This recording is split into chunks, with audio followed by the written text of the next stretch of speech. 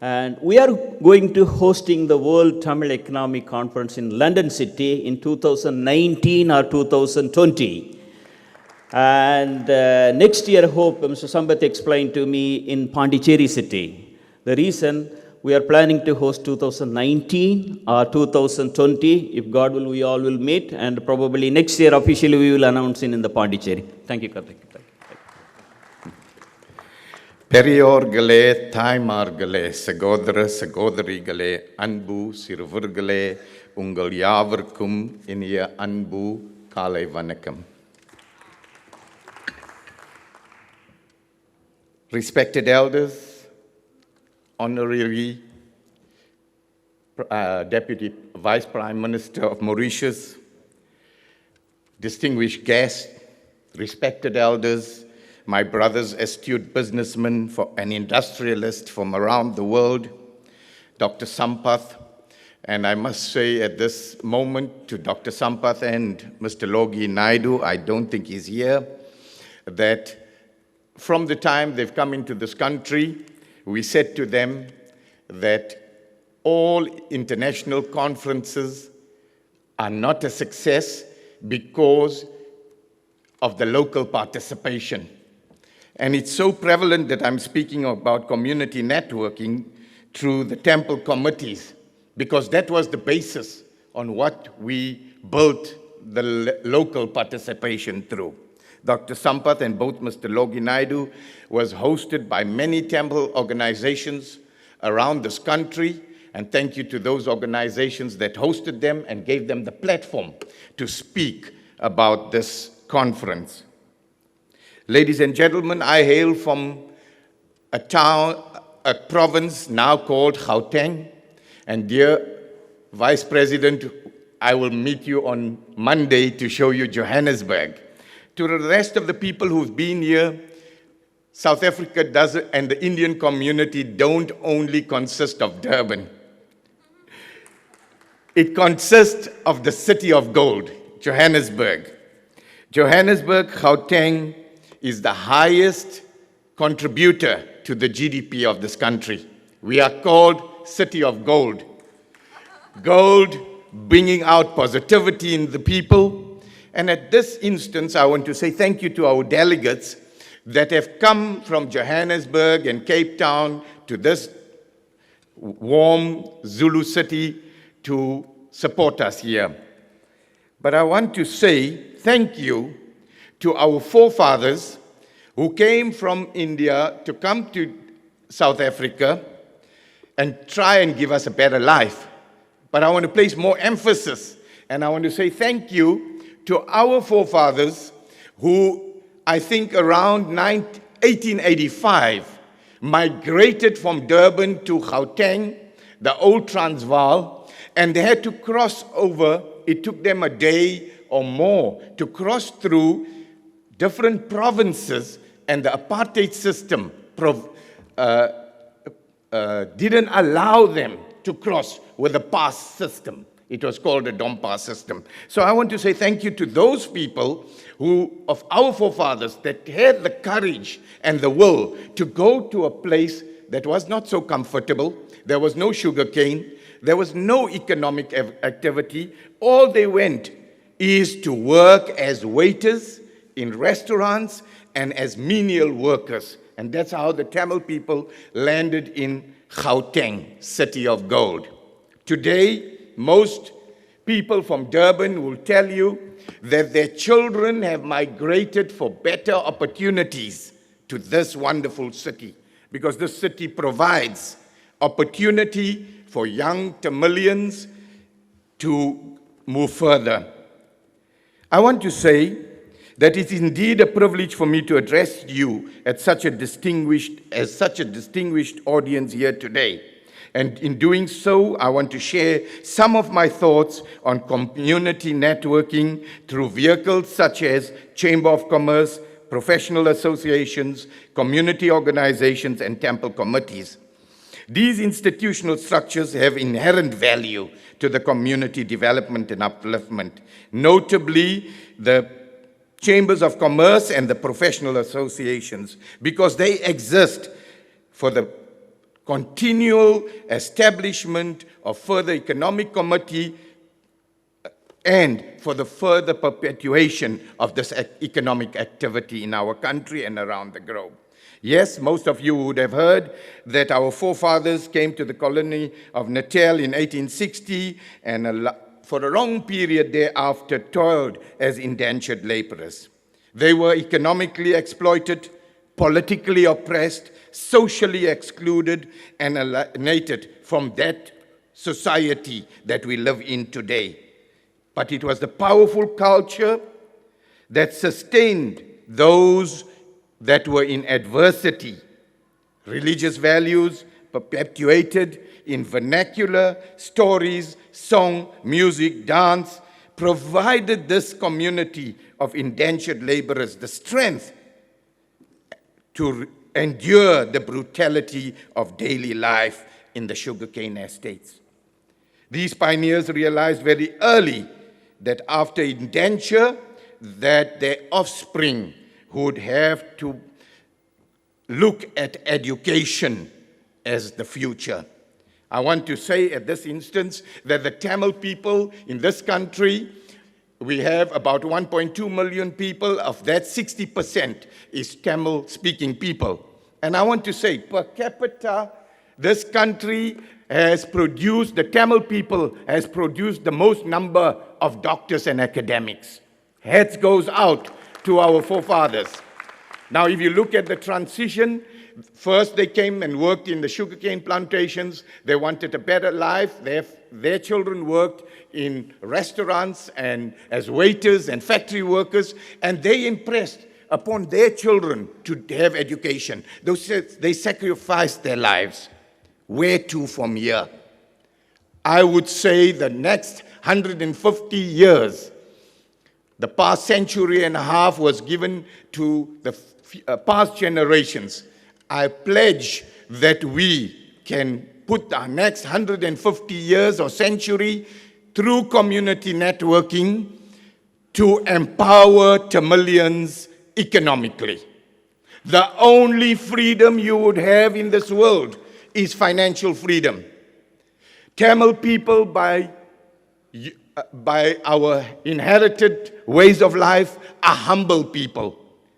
We wait for the leftovers from everyone else. All opportunities, and we stand in the line and give all opportunities to everyone else. Our culture thought that. Let's change that culture for future generations. Let's take our rightful place in society because we have role models amongst us, which we saw here, Tamil-speaking people. I would like to say that, especially in Gauteng, I can give you the statistics there. I think there's organizations that have been established, like the Melrose Temple in 1901. It was established. In 1905, the Pretoria Tamil League was established. Thereafter, I know that Benoni Tamil School Board and in Durban, there are wonderful organizations that have been established. The South African Tamil Federation was established almost 49 years ago, and 50 years we're celebrating next year. Its president is here. I serve as a trustee. And I want to say our forefathers had the vision of establishing community-based organizations on both affiliate level on the ground, provincial level in each province, and now on a national level. We're one of the organizations, as the South African Tamil Federation, who is represented now in 6 of the 9 provinces. We're looking at growth. But what I would want to encourage each one sitting here is to use that network and those things that are already in place to enhance ourselves economically. Don't reinvent the wheel. By working through community-based organizations, you have the foundation of ethical value. If you meet someone at the temple, I think they won't rob you because there's ethics in it. So use these networks that are already there and to enhance economic value. I would like to say that whilst I was serving on Tamil temple committees for the last 20 years, I fully understand the strong community-based organizations that temples represent. Whilst they provide spiritual comfort, the similarities in belief and values, the devotees also provide powerful basis for a coordinated, mutually beneficial economic activity, and it is waiting to be explored. The challenge for us is to put mechanisms into place to financially empower the membership of the community, those that we serve. This cannot be done through handouts, but through real empowerment, by assisting people to fish rather than giving them the fish. So I think empowerment projects is what we should do. Today I'm pleased to announce the following 4 initiatives in South Africa. Firstly, the launch of the South African Tamil Chamber of Commerce, first and foremost, first ever in this country. There will be MOUs being signed, secondly, between the South African Chamber of Commerce, headed by Mr. Pregi Pillay, with the Mauritian Chamber of Commerce, His Excellency, together with Canada and Malaysia. What does these Chamber of Commerce do? It provides an environment for ethical behavior, and I know if you go to the South African Chamber of Commerce, it's based on the Code of Conduct by Tilo Valuvar. So that is the basis of us.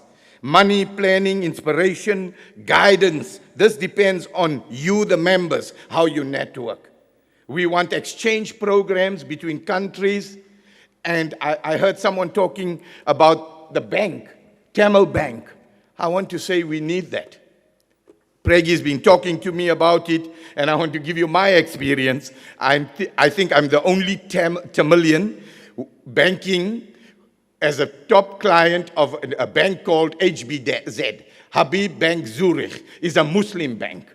So when are we going to have our own bank to coordinate the efforts and risk and reward of the future generation? The individual that was speaking, I fully agree with him on that. Thirdly, I want to say we are launching from here, Dr. Sampath, the mentoring program for young entrepreneurs through the community networking system. This aim is to enable the mentee to develop his own skills and strategies and capabilities that are enabled to tackle the next business hurdle more effectively, with or without the mentor's presence.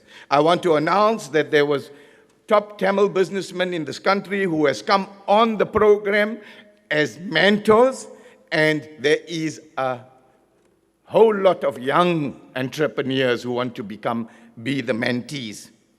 So I thank those Tamil businessmen who have got away from the crab mentality in this country of pulling each other down, but rather to uplift each other through the resources that our Almighty God has given us. It does teach us, and our teachings teach us, that the more we give, the more we shall receive. Life takes you full cycle, and obviously you want to make money, and then you become philanthropist. Why does Bill Gates and all the top 10 richest people in the world give their money back to society? Because they don't want to spoil their children, and they want them to learn how it is to come from the ground upwards. How much more can't we practice what we preach in our own Tamil community? Why do we always want to look at other communities as examples? Look within, do self-introspection, and take one young Tamilian next to you by your side, and the multiplying effect will help us. We cannot change the world. We can change ourselves. Be the difference you'd like to see in others. Make a difference in the life of one young Tamilian. Fourthly, welcome Mr. Naidu. Fourthly, I want to say, Mr. Naidu, we are launching a fund of 5 million rand for young entrepreneurs for startup capital. I know you worked in poor communities like Phoenix and Chatsworth, Lenasia. We are asking the poorest of the poor that don't know the who's who to come forward with your ideas and your business proposal, and we will give you the startup fund, and we will give you the support to become the budding entrepreneurs you see here. Why must you make the same mistakes we made when we can stop you and give you the guidance to become successful? Because there are many pitfalls in this hostile environment of economic development. Thank you once again for giving me this opportunity. While going through the lengths and breadths of this country, I have seen that we are strong culturally, linguistically, but economically we are bankrupt. We need to put our efforts in this economic. And thanks to Dr. Sampath, he said many times, this is not about religion, this is not about culture, this is about economics.